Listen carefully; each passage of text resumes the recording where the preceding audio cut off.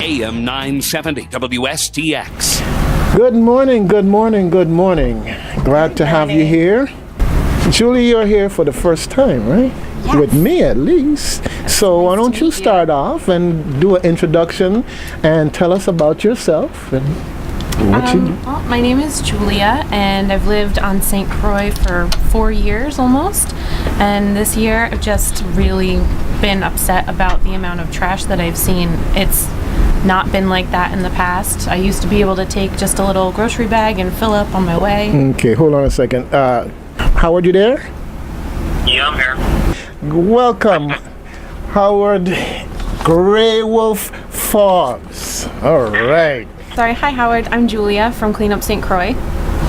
And I was just saying that in the 4 years that I've been here, really this past year I've noticed a lot more trash all over the beaches, and it used to be not too big of an effort to just take a grocery bag with you and pick up a little bit and the beach would be clean, and then it became 3 bags and a full garbage bag, and then it became something that I could not do on my own anymore.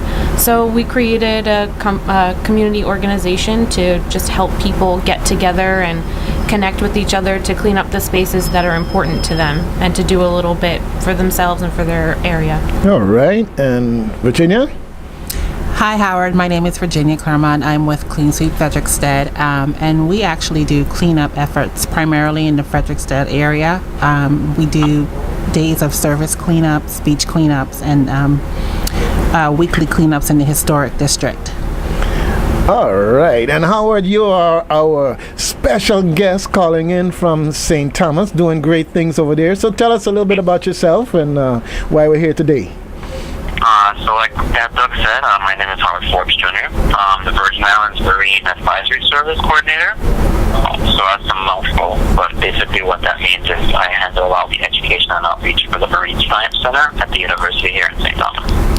And so that can entail going out to schools and talking to kids about the research that we do here, making it palatable and understandable for them, interacting with government officials to help with management making processes, and then like with coming up right now with the beach cleanups for Coast Weeks, trying to organize that to keep our beaches clean and free of marine debris. All right. Okay, fantastic. So we got Coast Week coming up. Talk to me about Coast Week. Coast Weeks is an event that's organized via the Ocean Conservancy, and it's been in existence now for at least 30 years. And basically what happens is the Ocean Conservancy helps to organize in different countries and people to get together and clean up different local beaches that are found all over the world.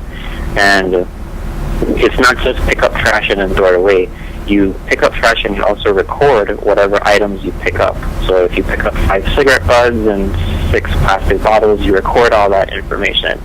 And then it's weighed, it's measured, all kinds of stuff, and that all that data gets reported back to the Ocean Conservancy, who then at the end of the year compiles all that data into one large report. And I believe last year for the St. Thomas, St. John, and St. Croix districts, we collected a total of 10,000 pounds of trash. Whoa. Yeah, that's a lot. Yeah, that is a lot. You know, and it might be also from a statistics point of view, it might be everyday to you, but now I better understand how they come up with these figures about the coastlines and trash and so forth and so on. So thanks for that enlightenment. Mm-hmm. All right. 10,000 pounds of trash on Virgin Islands, and these were coastline cleanups?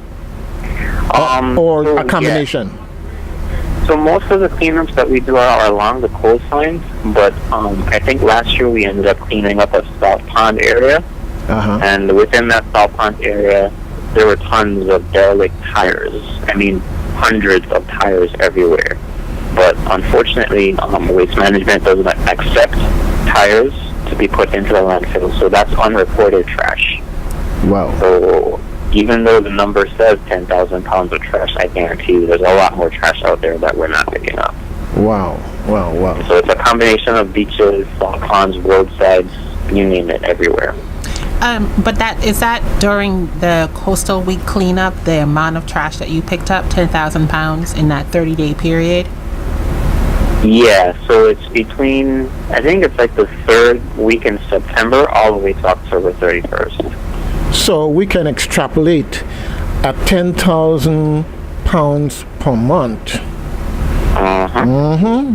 You know, times 12. So we realize that we have an industry here that we need to tap into, because all this recyclable stuff and everything else, that's a lot of stuff that we need to be figuring out how to make an economic engine that's going to kind of stop this stuff. Yeah, because a lot of the problem too is that it's great to do these beach cleanups, but then afterwards, where does this trash go? It goes right back into the landfill. And so we're trying to find ways to recycle a lot of these things that we find on the beach or our beach cleanups and see if we can repurpose them so they don't have to go back into the landfill. Well, you know, no, go ahead. So we actually have some events coming up in the next couple of months. It's called Reef Fest, and there's a counterpart of it on St. Croix, Reef Jam. And we're trying to make it where we have like a marine debris mascot challenge. And so schools will be tasked with creating a costume out of marine debris-like items. And then they have to walk around and talk to the community about what their, challenge is. Like, for example, in California, they were trying to ban plastic bags. So this guy actually made a costume out of plastic bags and walked around and told people plastic bags are bad.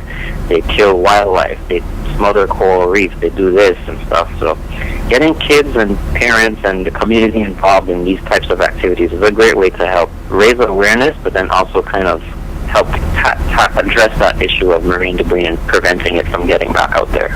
Yeah, well, when I was visiting Massachusetts, you putting out your trash, the state actually sells the acceptable bag. If you put out any old bag, it's going to get rejected. You could end up getting fined. But as part of the fundraising thing, now here in the Virgin Islands, we have basically one company that does all the road pavings. And I just want to know why we don't have a glass crushing facility here that lets them integrate the glass dust into the asphalt. Okay. Tires as well. Yeah, well, tires come into tires, but using glass, because glass is so easy in the sense that maybe in terms of crushing the machinery that might be involved, in that context, and then the fact that we don't have any type of little cost per bottle. All of these bottles that they're throwing around the place, somebody would be turning them in if it was even 1 cent. Well, don't quote me on this, but if I'm not mistaken, St. John actually does have a glass crusher, and it's solar powered. The only flip side to it is it costs $20,000 to get one. Hey, you said flip side. You know how much money that certain paving company to make out of the Virgin Islands every year? Okay, anyhow. Fair is fair.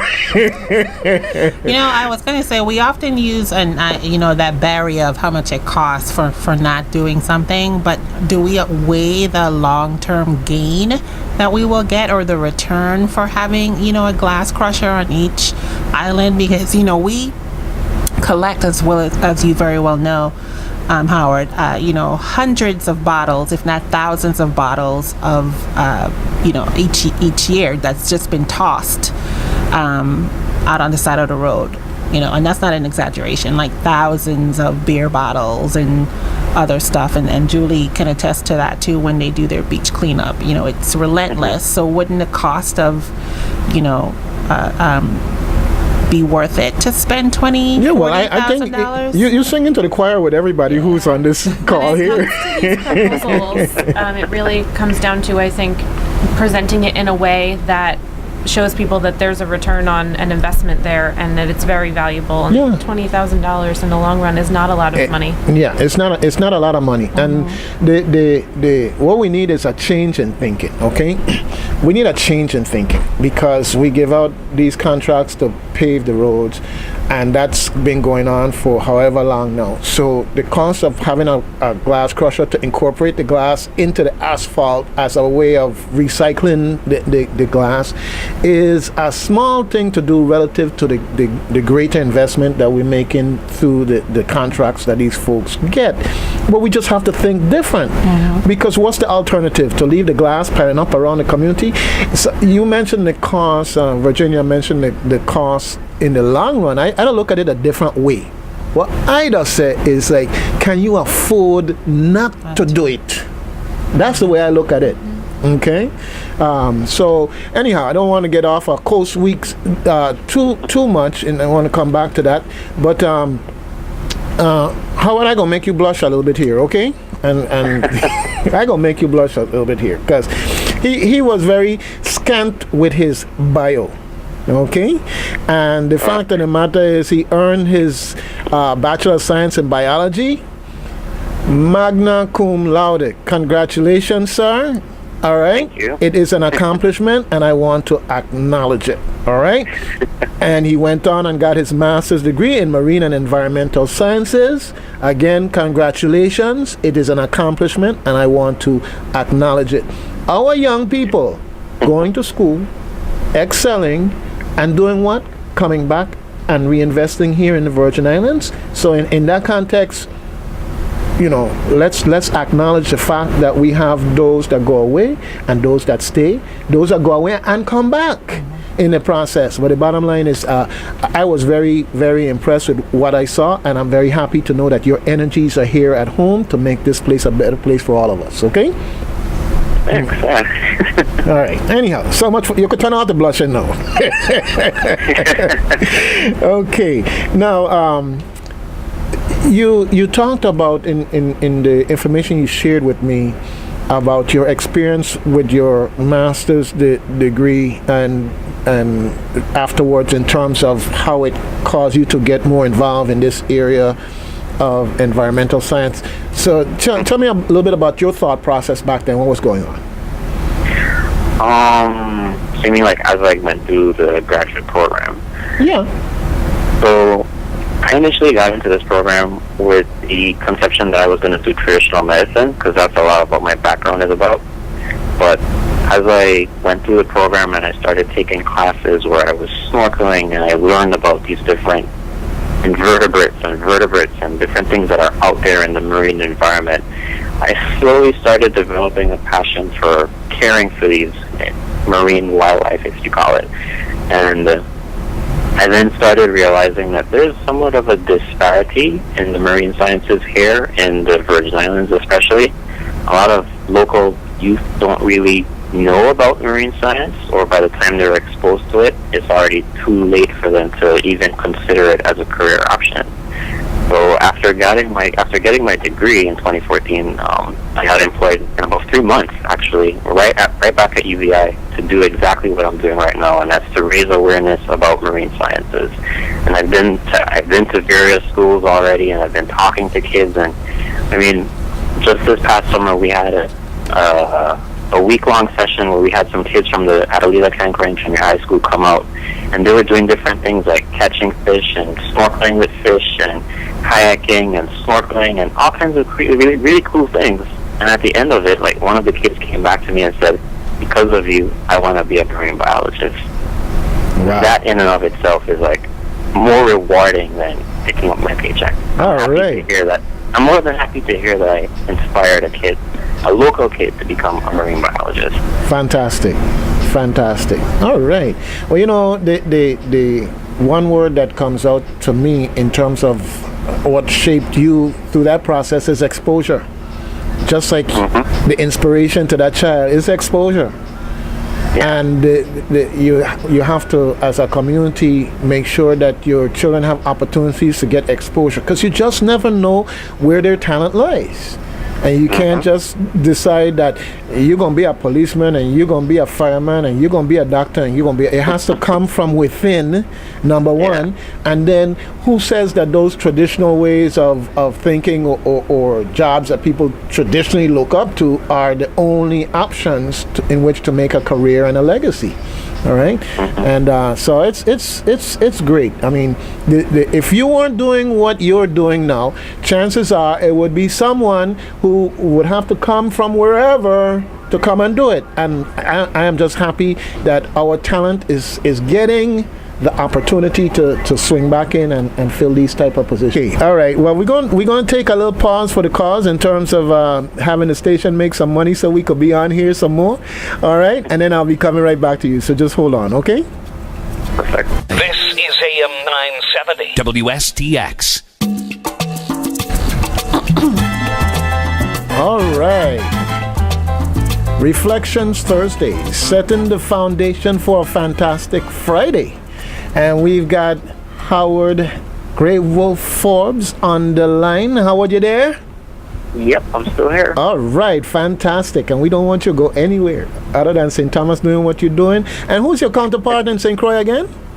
My counterpart in St. Croix is Marcia Taylor. Okay.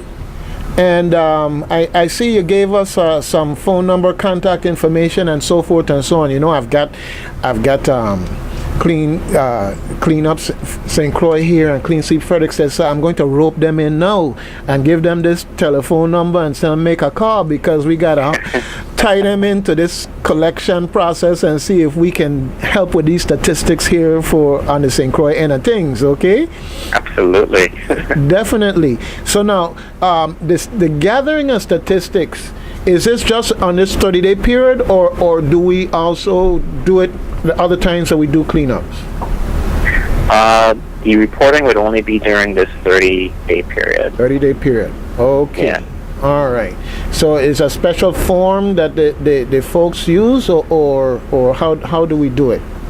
In that sense? So the Ocean Conservancy designates specific coordinators in each territory to pretty much coordinate all of the beach cleanups. So I'd be the coordinator for St. Thomas, Marcia Taylor is the coordinator for St. Croix, and there should be one for St. John, Karen Jarvis, I believe her name is. And they give us the trash bags. So you don't have to go out and buy trash bags yourself. We have enough trash bags to supply you for the beach cleanups. They also give us the data sheets, which you will then fill out when you're out there collecting your trash. The only things we don't really have a lot of would be the pencils, the gloves, garbage pickers, water, those types of things. So if there's anyone listening that would love to donate these types of things, that'd be perfect. But to help them go a little bit more green, the Ocean Conservancy actually just released a cellular application that you can download. It's free for your smartphones, and it works on both Androids and Apple phones. The application is called Clean Swell, CleanSwell, and with this app, it basically tracks and records all the trash that you pick up. And the good thing about it is that when you're done tabulating all your trash, it provides an estimated weight for you. So if you picked up 5 cigarette butts, it'll tell you that 5 cigarette butts weighed approximately 0.09 pounds. And usually what happens is we'll have kids who will pick up a plastic bag and fill it with maybe 10 plastic bottles that are empty and then tell you that's 20 pounds. When in case that's not really the case. Yeah, I hear you. Okay, no, that's fantastic. Technology coming into the mix in that sense. I was going to say, Howard, we have gloves and we have water. Both Clean Sweep St. Croix and I'm glad you said I was ready to volunteer. So, I'm mixing the words. I'm saying Julie does beach cleanups at least 3 a month. I know she'd love to partner with you to help gather that data, and we have volunteers that we've already mobilized.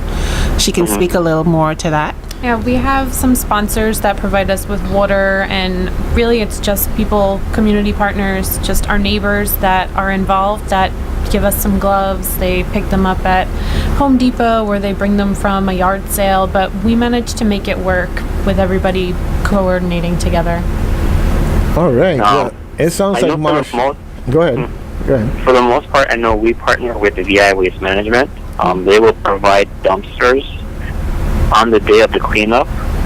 There's a specific time that they'll come back and pick up the trash, but every time we do cleanups, they'll usually help us by putting a dump site or a bin there ready for us. So when we're done, we just dump all the trash in there.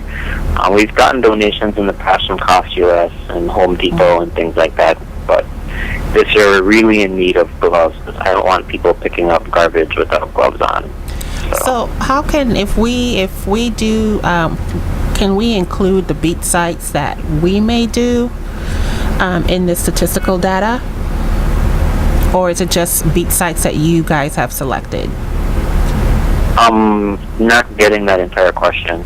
So is it when for the coastal week or coast week, when the cleanups, is it sites that is selected by you, or can that data also include beaches that Julie may already have scheduled on her calendar, or that our volunteers, Clean Sweep Frederick said we have volunteers that do beach cleanups on a regular basis during that 30-day period? Can we include that data that we collect as well? Most definitely. Okay. Yes, you can. Good Just news. make sure that you get in contact with Marcia Taylor on St. Croix. I believe her number is 340-692-4046. Just get in contact with her and let her know, and she'll be more than happy to help you guys out with your cleanups and collect data and send it off to the Ocean Conservancy. Awesome. All right. WSTX AM 970, a community-minded station. In this case, the community taking care of its beaches, keeping some statistics that's going to help us to better understand what's going on to our beaches and what we're taking off of our beaches, and maybe better how to take care of our beaches. And we have Howard Gray Wolf Forbes out of St. Thomas here with us today, as well as Virginia Claremont from Clean Sweep Frederickstead. And Julie, I don't know your last name, Julie. It's Julia DeLucia. DeLucia. Okay, with Clean Up St. Croix. Yes, sir. Fantastic. So we got everybody in here cleaning up. All right, we just got to get the rest of the community on board and make it the norm. The family get together, keep the place clean. It doesn't have to be work, it can be fun. All right. We have a lot of fun at our cleanups, actually. We make a lot of time for laughter because it can be really frustrating picking up after people all the time, and some of it is really, really gross. So we make sure that we make jokes and that we give each other a lot of encouragement, and by the end of it, we've had a really good time.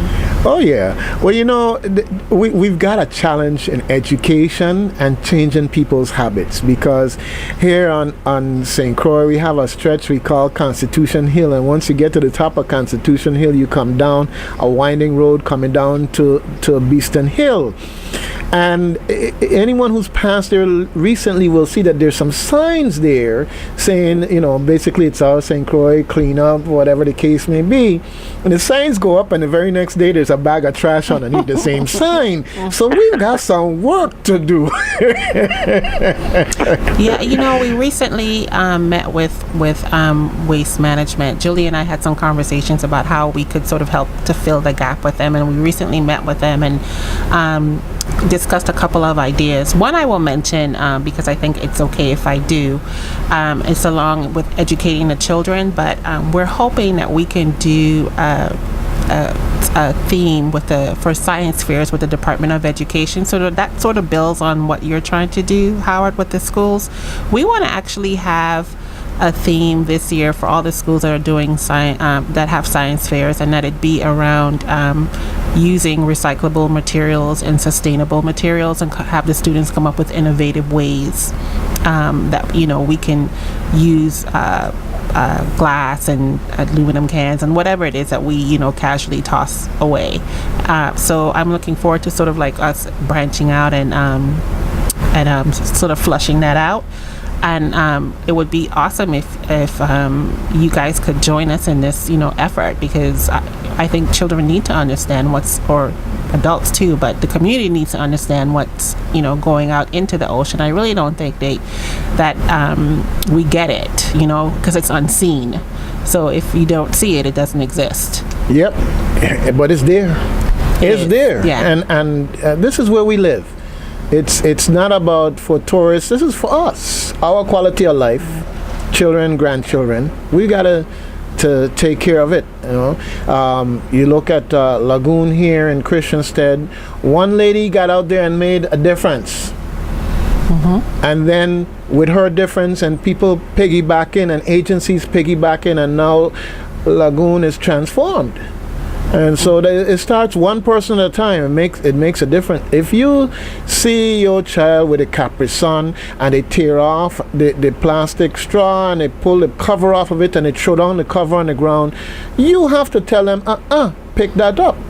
And that's where it starts. So it starts in the home, it starts in the schools, it starts with every one of us doing our part. Okay? The lagoon actually is in need of a cleanup. I was there just yesterday morning, and so we're adding it to our October schedule, which we're already building, and it should be the third week of October. All right. That we'll be doing something at the lagoon to help it out.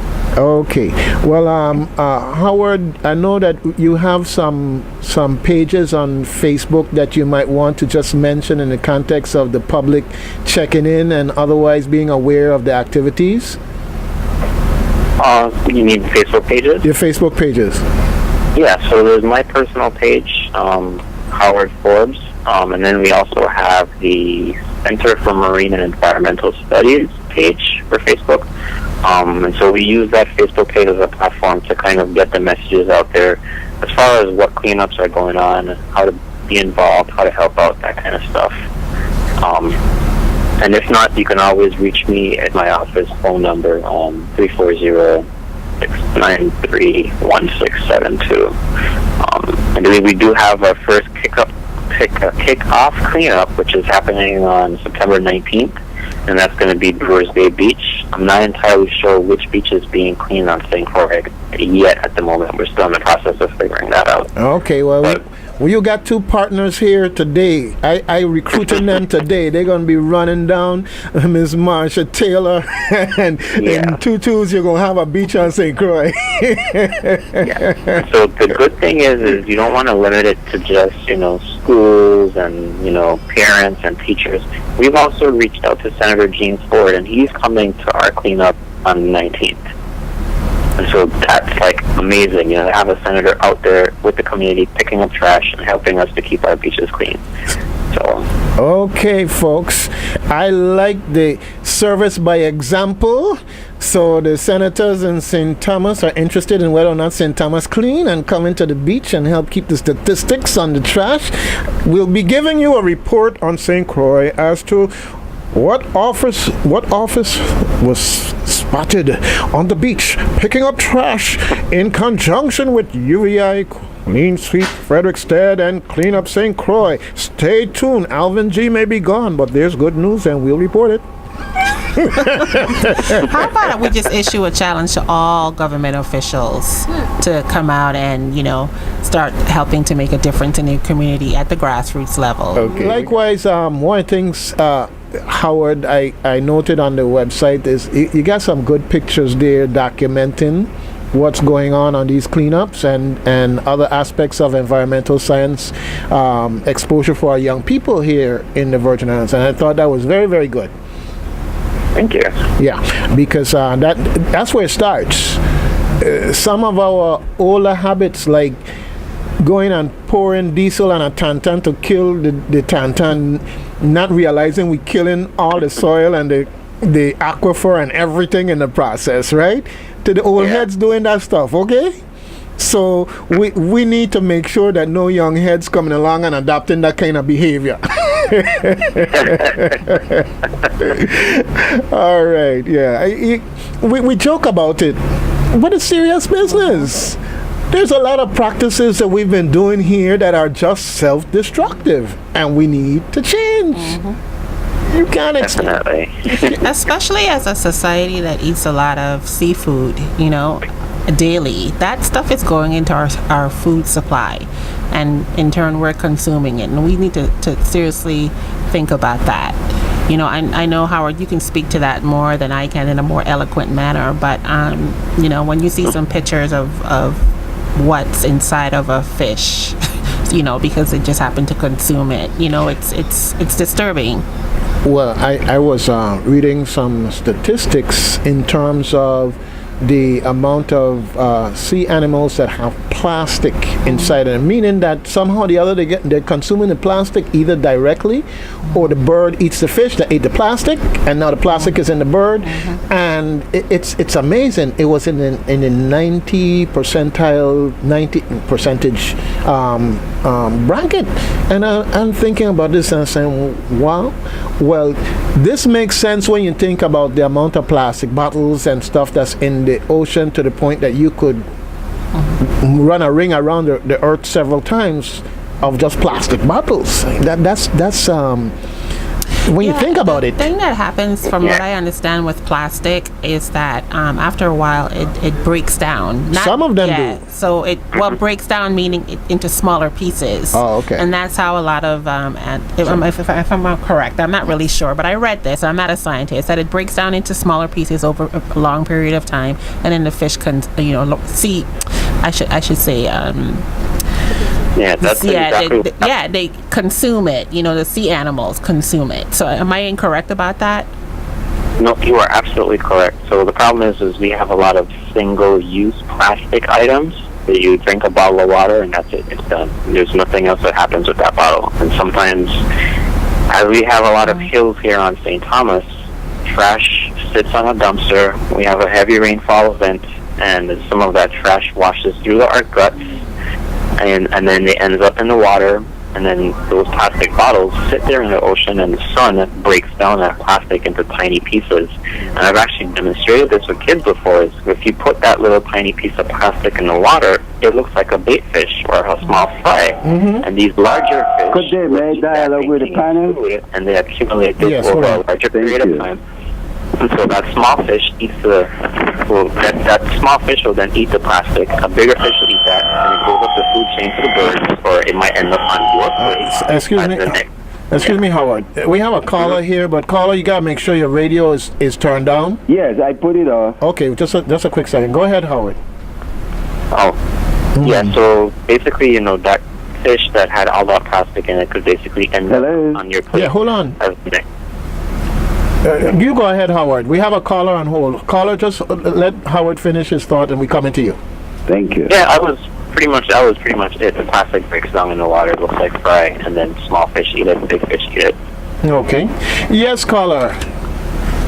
You're on with Reflections, and we're talking with Howard Greywolf Forbes, Virginia Clermont, and Julie. I'm not going to try that last name. I'm going to get it. Yeah, go ahead, sir. Hey, I heard you were talking about the fishes in the ocean. Yes, we were talking about not just the fish, but the plastic. The toxicity of the ocean. Right, the plastic, the degradation of the plastic into smaller pieces, the fishes consuming it, and the high persistence of that plastic in our seafood. Well, exactly. It has been in our seafood for a very long time. However, Hippocrates Institute has a beautiful article on volume 32, issue 3, Fishing Myth. Talks about the fishes, what they are there for, their chemistry, their design. They are there to break down, the ecology of the ocean, and the fishes, how poisonous they has become.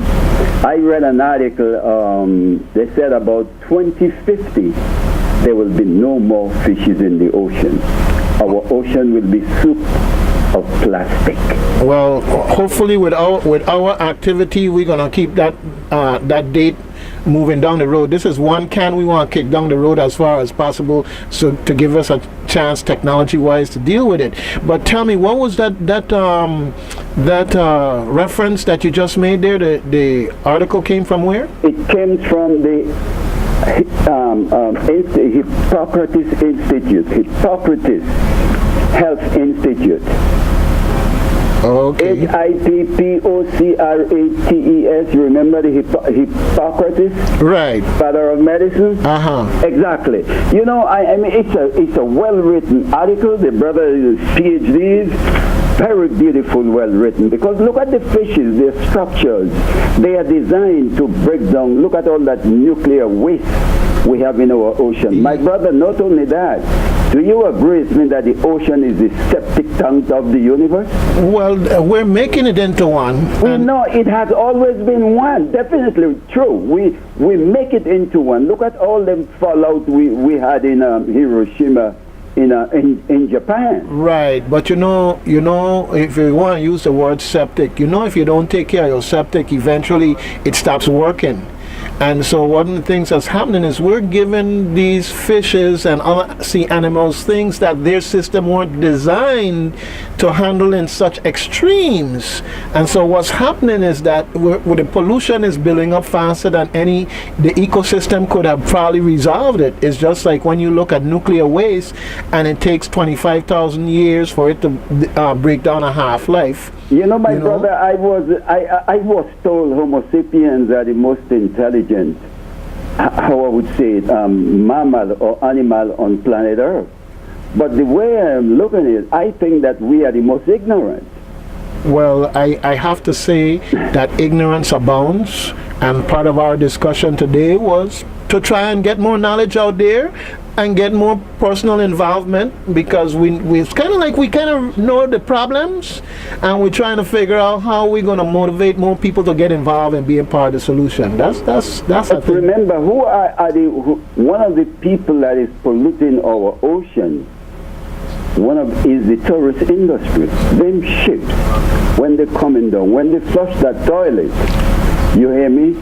You could see the ocean miles, and they throw their garbage right inside it. The same people who are using it to make their money is the same people polluting the environment. Okay, great. We're kind of running out of time, and I really appreciate that. It's a very good topic you have over there, my brother, and keep it up, and let us keep Mother Earth healthy. Most definitely. Definitely. Thank you. Okay. Howard?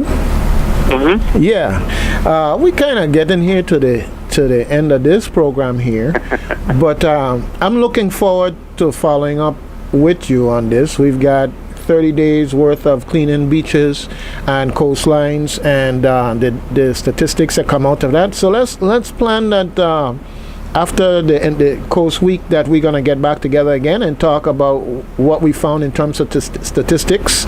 And I'm sure we'll get Julie and Virginia back in here also, and we can talk about our efforts there. And maybe, who knows, maybe Marsha might be available to come in also.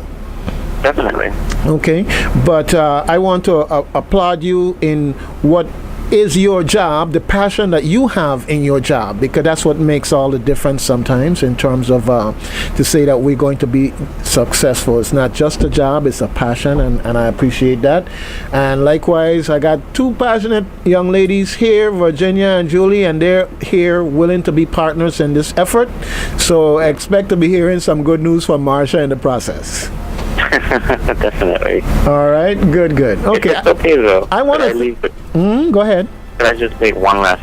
So we do have beach cleanups that will be scheduled by Vimas, myself, and Marsha. But if there's a particular beach that you know of that is really dirty and really needs to be cleaned, call myself at 693-1672 or Marsha 692-4046, and we can definitely help any different person, community agency, group to organize a beach cleanup. So it's not just Vimas, but we're trying to work with the community as well.